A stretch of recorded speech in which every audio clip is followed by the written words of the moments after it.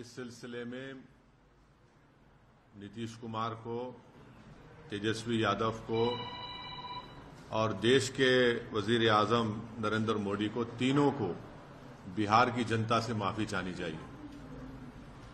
और तीनों पार्टीज ने मिलकर बिहार की जनता को जो बातें की हैं और जो वादे किए थे और अपनी पॉलिटिकल आइडियोलॉजी की बात की थी, उन सब तीनों ने मिलकर बिहार की जनता को एक बहुत बड़ा धोखा दिया है।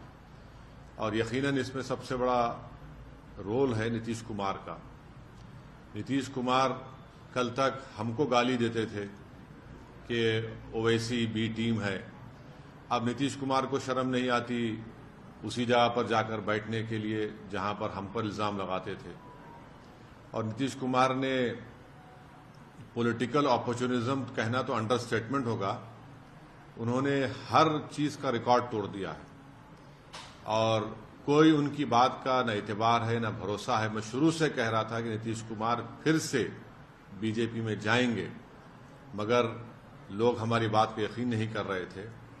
अब हम तेजस्वी यादव से पूछना चाह रहे हैं कि बताओ कैसा लग रहा है आपको? अभी आपने हमारे 4 एमएलएस को तोड़ा था, अब आपको कुछ दर्द हो रहा है सीने में?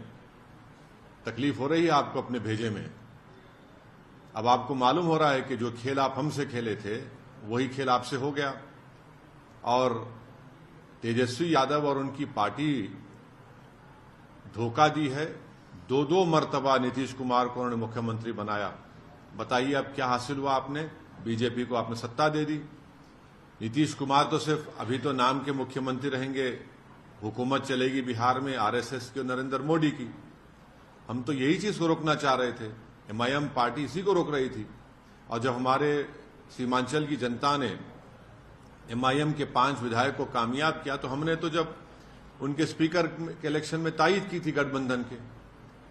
मगर तेजस्वी यादव को और उनके परिवार को ऐसा लगता है कि बिहार की जनता एक तरफ और उनके परिवार से कोई भी मुख्यमंत्री बन जाए।